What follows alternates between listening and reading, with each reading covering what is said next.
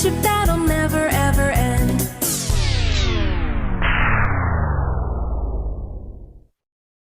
Run!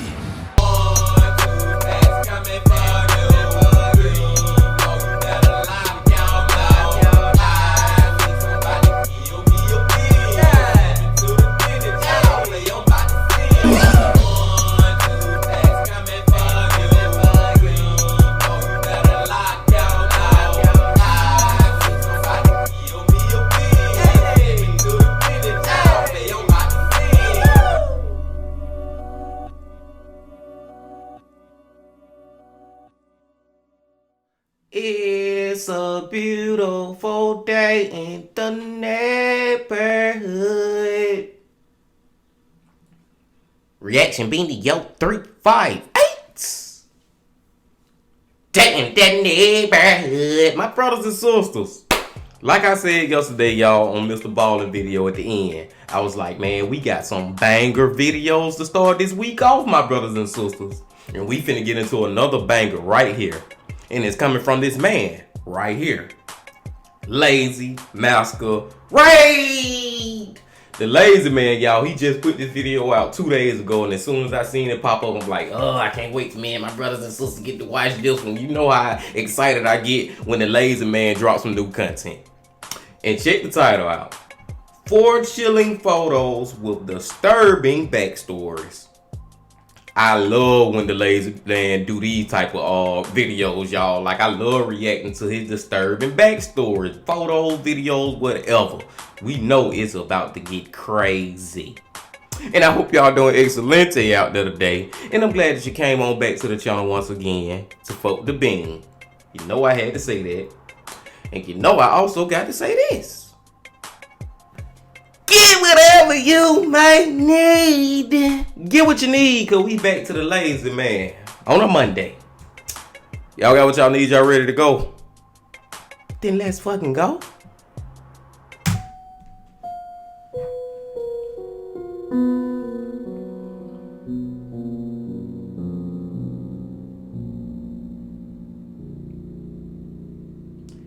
The lazy.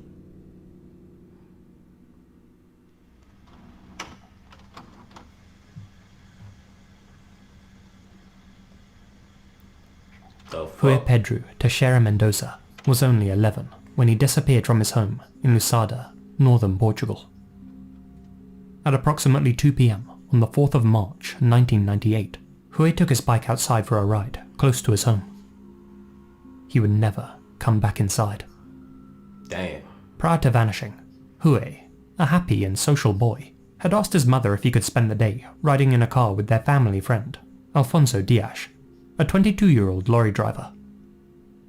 But Rui's mother was quite fond of Alfonso and allowed him to drive her children to school most days. She knew that her husband didn't approve of such an older man hanging out with their son, and as such, she told Rui to take his bike to the vacant field behind her office.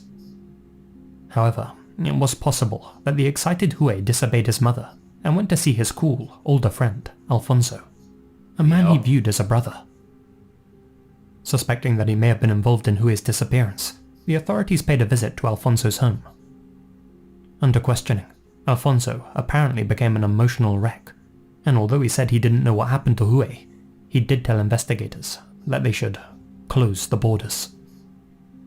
What the hell you mean close the borders? And why you getting all emotional if you ain't had nothing to do with it? You know what I'm saying? I believe this man had something to do with this boy disappearance. Just long story short, story long, my brothers and sisters. I'm leaning towards it. Rui's cousin, João, would later tell authorities that on the day he went missing, Alfonso had actually taken Rui to see an escort, one named Alcina Dias. Alcina later confirmed that Alfonso and Rui had come to see her that fateful afternoon, and claimed that Rui was scared and upset. It was clear. Come to see her for what? This man took a little child to go see a sexual escort? For what? I'm not even finna talk about that. YouTube might cancel me. Let's just keep going. To Alcina that Alfonso had forced him to come and see her. She told Alfonso to take Rui back home, and the pair left in his car. That was the last confirmed sighting of Rui Mendoza. After running a local media campaign to find Hui Pedro, the authorities received many hoax calls from individuals claiming to have the missing boy and demanding ransoms. Perhaps the most chilling calls were placed directly to Hui Pedro's own mother. She would sometimes answer her phone and be met by a wailing child's voice, repeatedly saying, "Mama, Mama." She was certain that the voice was her son's, though the authorities never attempted to trace these calls. Their investigation was met with widespread criticism, with many Portuguese citizens asserting that they put little effort into finding the missing boy, especially when compared with the huge efforts that they would later put in trying to track down missing British tourist Madeleine McCann. 1 month after Hui went missing, Nuno Rogero, a political commentator, travelled to Disneyland Paris with his family. During their trip, Nuno snapped countless pictures of what he thought would be priceless memories. But as he browsed through them when he got back home, he noticed something in one of the images he had taken. A familiar face which he had seen on the news. On one of the roller coaster rides, sitting in the back carriage, was a boy who looked identical to Hui. Fuck identical, that is him. Unless Hui got a fucking twin out here. Oh my god, who is he with? He got kidnapped, man. But not kidnapped and killed, like kidnapped and now a new family trying to make him live a new life. That's him, y'all. I'm sorry, that got to be that boy. That gotta be him. Let's go. He was pictured sitting beside an unidentified man in a red jacket, whose face was obscured. This image was confiscated by investigators, and although it's never been 100% confirmed that this was Hui, it's widely believed by most people, including his own mother, to be him.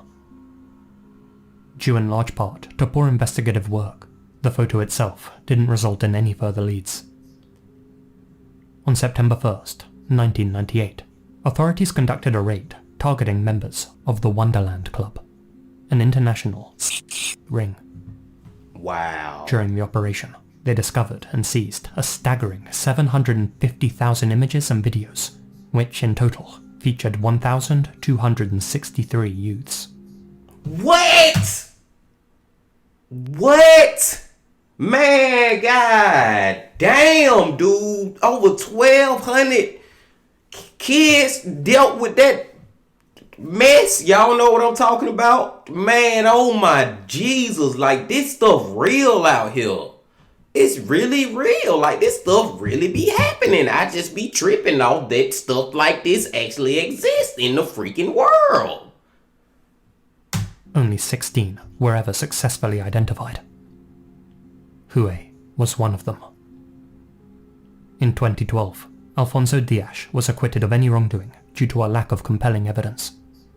However, in 2014, he received a 3-year sentence for corruption of an innocent.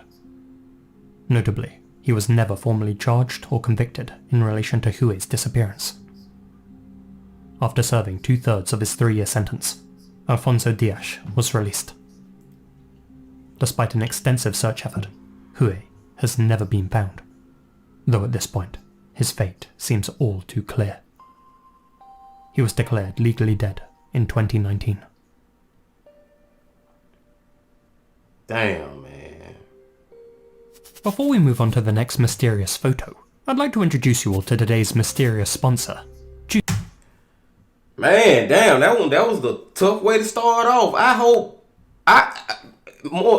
that he didn't die, man. So what I will say is, even though this is a bad outcome, you know, you may think it is, but let's just hope that whoever kidnapped him, they kept him alive, because he was alive in that damn photo. I mean, that's him. That was him in that photo. But let's just say that he grew up and he not forgot who he was, but just they successfully changed him into somebody else. And it's like, I think we was watching the Lazy Man last time when a man had kidnapped a little girl and grew up and changed her name and did all this to her, and she forgot about her past when she was a little child. All I'm trying to say is, man, I got a little hope that he is alive. I do got a little hope, y'all. That one right there was crazy. But let's get past Lazy Man commercials. Look at the Lazy. That was crazy, man. Like, I'm just saying, y'all, I just hope that he did survive, and maybe now he just got a new name, living in a completely different part of the world, and you know what I'm saying, man. But let's go to the next one. Journey for free using my QR code on screen, or click my link in the description.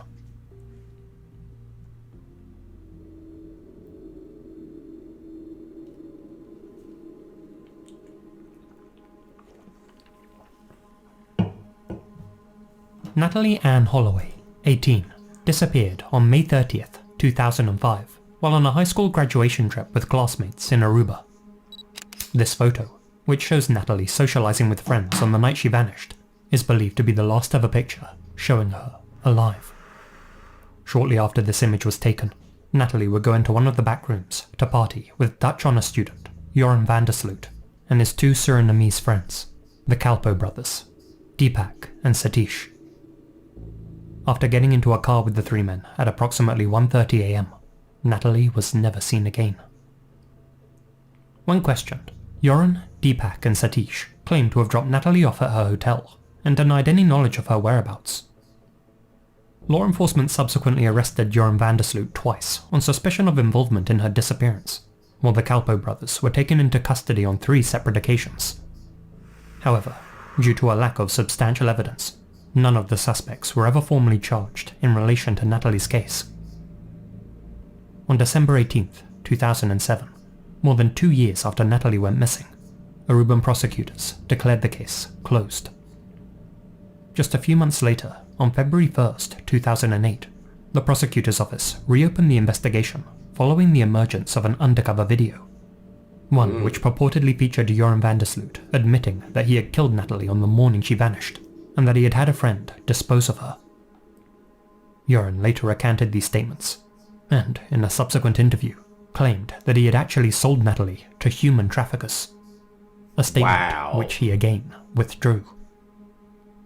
Given that Joran's father was a high-ranking judge in Aruba, many suspect that a few strings may have been pulled to get him off the hook. In 2010, Joran van der Sloot was indicted by an American court for trying to extort $250,000 from Natalie's mother. In exchange for the money, Joran said that he'd tell Natalie's family where her body was hidden. Her mother sent him a down payment, but the information he gave her proved to be false. That's some fucked up ass shit, bro. Like, this man literally extorting her family just so they can find out where her body at. Let alone not saying where she at as if she alive, but where's her deceased body at, and you charging them money in order for you to tell them. Dude, like, some people are just evil to just, like, to the core, man, to the core. I guess I gotta accept life sometime, my brothers and sisters. Like, I hear shit like this and it's just so hard to believe it, but I better believe it. You know what I'm saying? Because it's real. This shit real. This shit raw. This shit rough. In January 2012, he was convicted of the murder of 21-year-old Stephanie Flores Ramirez in Lima, Peru. He had taken her life on May 30th, 2010, 5 years to the day after Natalie had disappeared. Wow. Per his confession, Joran had brought Stephanie back to his hotel room. When he wasn't looking, she went through his computer, realized that he was indeed a suspect in Natalie's case, and decided to confront him about it. Joran then took her life, and was subsequently sentenced to 28 years behind bars. It's believed that Stephanie may have found evidence on his computer which proved he was responsible for Natalie's slaying. On June 8th of this year, Joran was extradited to the United States to stand trial for extortion and wire fraud, and is expected to receive another heavy sentence. Even so, he's yet to stand trial for what he did to Natalie. Today, 18 years later, Natalie has officially been missing for as long as she was alive. Wow. Her whereabouts still remains a mystery, though the leading theory is that Joran disposed of her at sea. A recently discovered email sent by Joran to one of his contacts read, "My dad got a boat 2 days later. We went for a ride and took care of things. That's all I'm gonna say."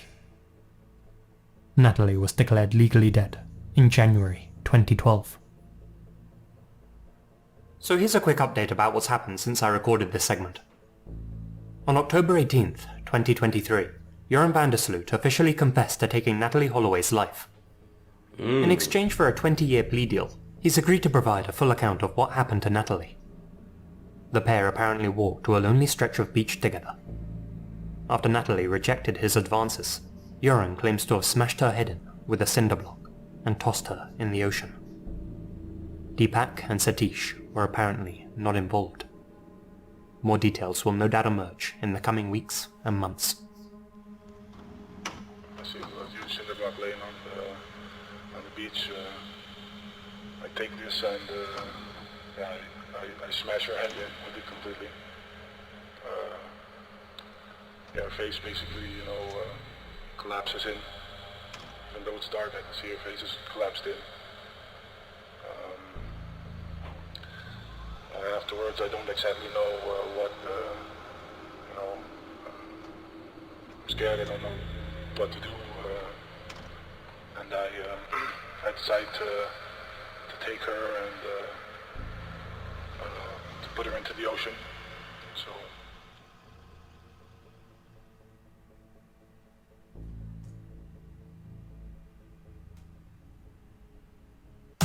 And the crazy part about that one, y'all, first, I got 3 things to say about it. First part is, I actually believe him. I believe that he did it. I believe he was telling the truth in that confession. I believe that what really happened. The second thing is, I don't think he really cared. Like, if you just look at all the photos of him, you know what I'm saying, after he was arrested and stuff, he really don't seem... He seemed carefree. Like, he seemed... It's almost like he kind of had a little smile, like he was in a good mood, how he was looking. So, I don't think he cared that he did this to her. And the last thing, I gotta bring this up. 20 years? He took a fucking plea deal so he can only get 20 years? I was already looking crazy because when they gave him 28. Bro, I'm gonna say it again like I said a million times. Give these fucking murderers life in prison or the death penalty. Point blank, period. Y'all know I'm gonna bring it up every time. But let's go to the next one. Tanya Bird.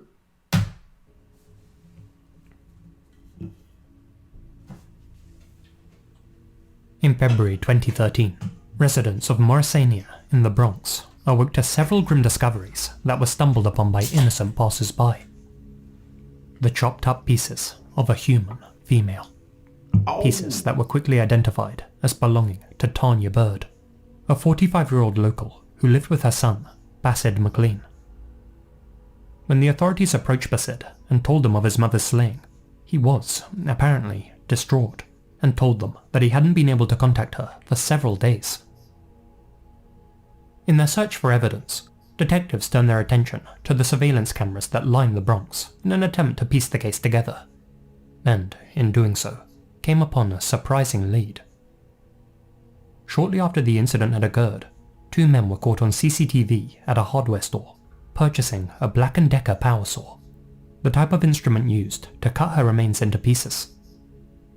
One of those men was Tanya's own son, Bassett McLean. God damn it, I knew it. I fucking knew it, man. I tried to not accuse him. I was gonna pause it a little early and be like, I bet it's him. But I tried to give him the benefit of the fucking doubt. And look where we end up, man. And then it's one thing to kill somebody. It's another thing to kill your damn mama. And it's another thing to chop her body up with a damn chainsaw. Like these people, bro. Jesus Christ, man. I wish it just wasn't so much evil in the freaking world, man. I wish that, like, god damn. This is ridiculous. The other was a known associate of his, one William Morris. The 2 men were swiftly arrested, and each tried to pin the slaying on the other. Bassett claimed that his friend William had come over to visit him, and after an argument, used a sharp blade to kill his mum. Out of a sense of obligation and fear, Bassett then helped his friend cut her into several pieces and dispose of her. William's version of events differed though. He claimed that Bassett had confessed to him about taking his mother's life and asked him to help get rid of her. Whatever the case, Neither man denied stuffing Tanya's chopped up remains into garbage bags and suitcases and dumping them around Mauritania. Even with both men in custody, investigators still took Bassid's phone and searched it for evidence, expecting to find some incriminating text messages or Google searches. Instead, they found something much more damning and disturbing. A selfie that Bassid had taken of himself moments after the slaying, in which he posed alongside his mother's sliced-off head. Oh! Why Bassid felt the need to take this photo and implicate himself is something only he can understand. Perhaps it was a morbid... Oh! Man, I'm finna cut this goddamn video off, y'all. I'm literally finna cut this shit off and go to sleep off that. That is the fucking dude. I'm not gonna get too animated, my brothers and sisters. Oh my. I'm not gonna even repeat what we just heard. Y'all just heard it. If you ain't hear it, rewind the goddamn video. If you don't understand what the fuck kind of image we was just looking at, rewind the goddamn video. Oh my fucking God. Oh man. The lazy man, oh my God, bro. Let's go. keepsake, or something he could show his inner circle as a way to either impress them or intimidate them. Bassid eventually confessed to taking his mother's life after detectives found the power saw and other carving implements in the apartment he shared with her. In a video statement, he coldly stated, "If you can kill somebody, you should be able to cut them up too. If you can't do that, if you don't have the stomach to cut them up, then you're a coward." As for a motive, the authorities say that Bassid killed Tanya because, and I quote, "she wanted him to grow up and move out and be a man." And apparently in his mind, that was reason enough. Bassid's legal team tried to argue that their client had been hearing voices at the time of the incident, and as such, he couldn't be held responsible for his actions at the time. Needless to say, that defense didn't fly. The judge sentenced him to 25 years to life. Unfortunately, Bassid McLean wouldn't be the only member of his family to commit an act of evil. His ex-wife, Sarah Coombs, would go on to end the life of their 4-year-old son, Zamer, after the boy had the audacity to accidentally drop an egg. After knocking him out with a broom, she tossed him, still breathing, into a plastic container of water. What? She only received 17 years. What? See what I'm talking about, y'all? See what the freak I'm talking about, man? She got 17 years for killing her damn son, fucking drowning him. Long story short, story long. That shit get on my goddamn nerves, man.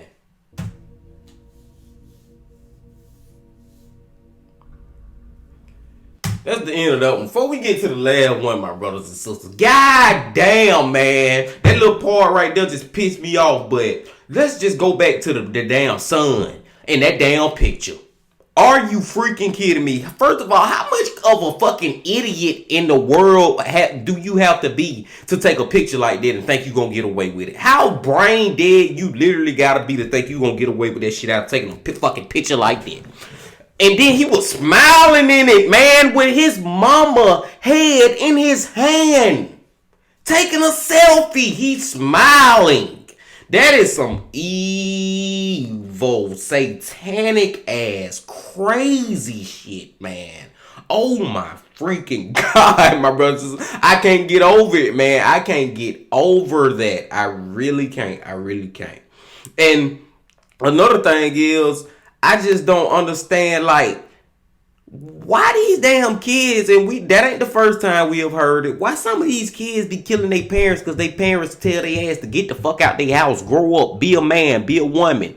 You know what I'm saying? And instead of doing that, they rather damn kill their damn mamas and daddies, man. Hey, man, I ain't trying to tell you how to raise your kids or nothing out there, man, but goddamn it, don't let your kid think that you gonna take care of them for the rest of your life, because, boy, I ain't saying shit like this will happen, but hey, everything is a possibility, my brothers and sisters. Just be careful, man. God damn, I can't understand. I'm just thinking about other instances of these same ones. I know we watched one from the Coffee Man. We watched like a couple from Mike from that chapter where these damn little spoiled ass brats or whatever think that they can just live with their mama and daddy forever, and if I can't, I'ma kill you. Like, what in the freak? I digress. I'm sorry, my brothers and sisters. Let's go to the last one.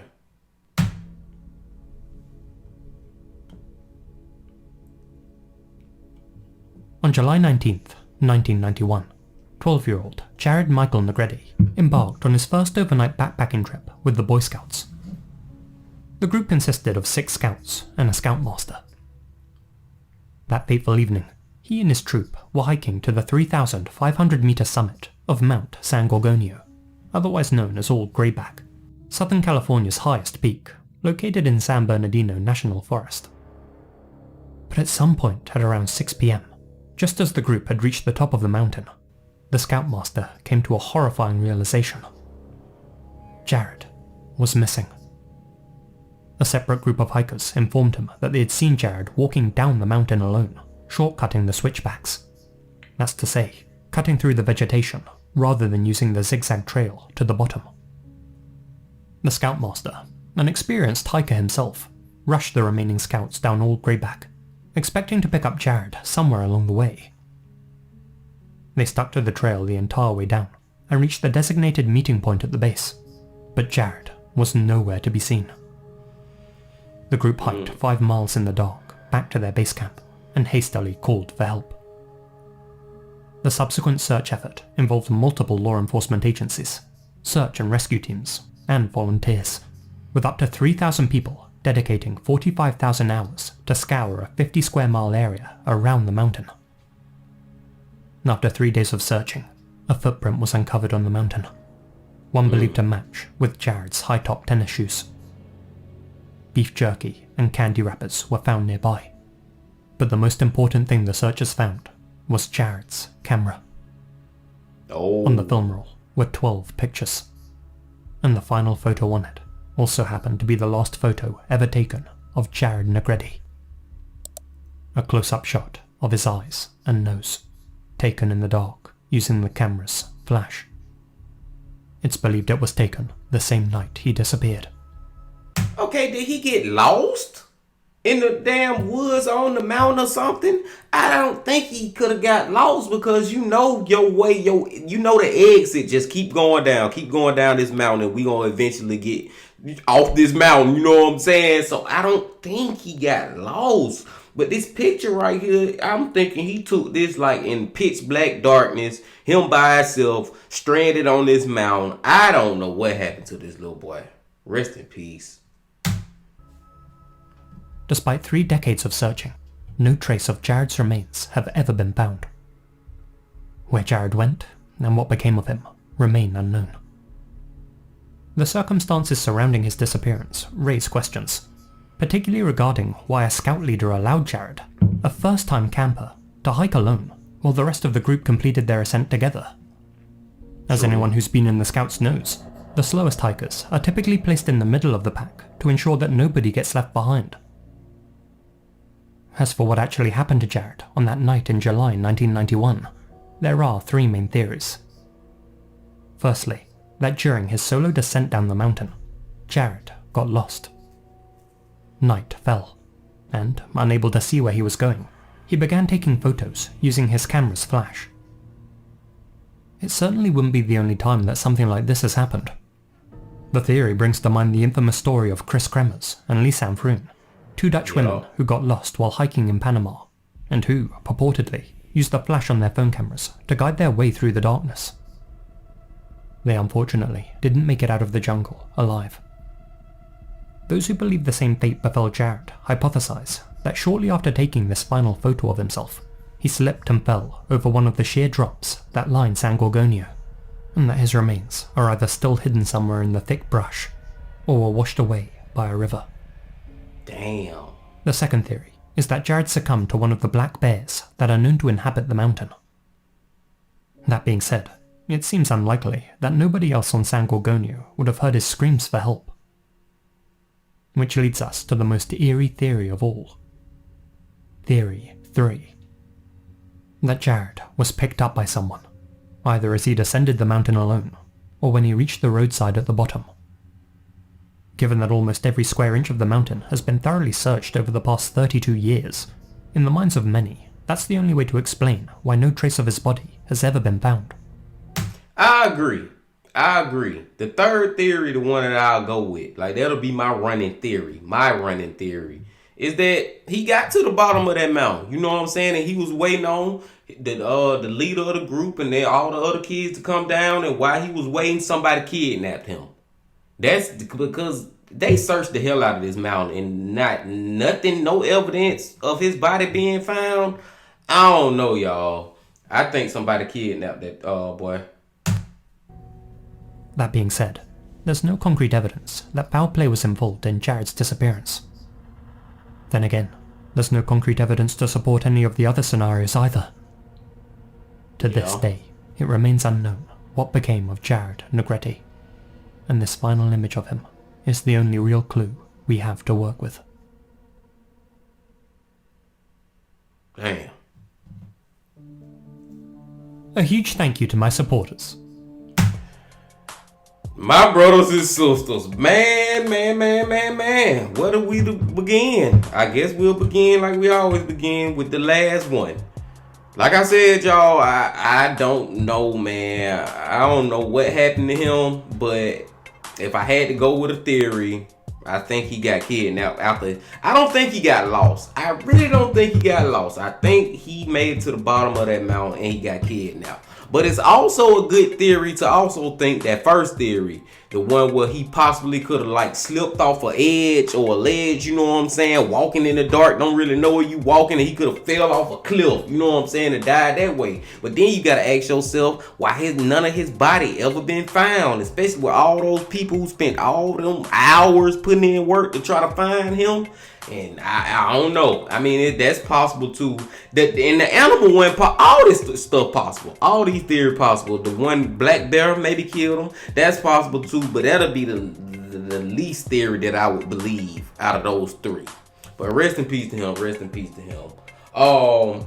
What's another one, y'all? The second one. The second one with the girl, man, the high schooler. Can't remember her name. Rest in peace to her too. And like I said, I believe that man. On that tape, when he confessed, I believe him. I believe that's exactly what happened, man. I believe that's exactly what happened. I just hate it had to happen to her, man. And it's just, he looked like he didn't really care that he had did it. Like he had no care in the world for what he had did. And he trying to extort her mama for more money and all that craziness. People out here just evil as fuck. People is evil as fuck, my brothers and sisters. The first one. What was the first one? I can't remember. Let me look real quick. Oh yeah, the little boy. Man, that was him, man. That was him on that roller coaster. So like I said, I just hope maybe, possibly, that the new family just saved his life, even though it's messed up that he got kidnapped and all that. But hopefully he didn't die and he just became an adult and left his old life behind. Yeah, I hope that makes sense to y'all, man. And it's messed up any way it go, but I can hold out hope that he may have survived his kidnapping. But let's talk about the one that just got me just all flabbergasted. Like this one here just got me, what the is going on type of video. The lazy man went off with that.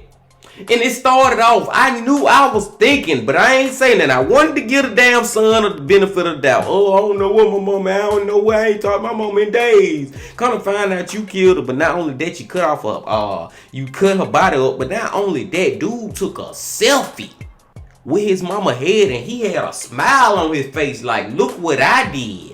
Man, that is the craziest shit ever, my brothers and sisters. Didn't I tell y'all we were gonna start off with some bangers this week?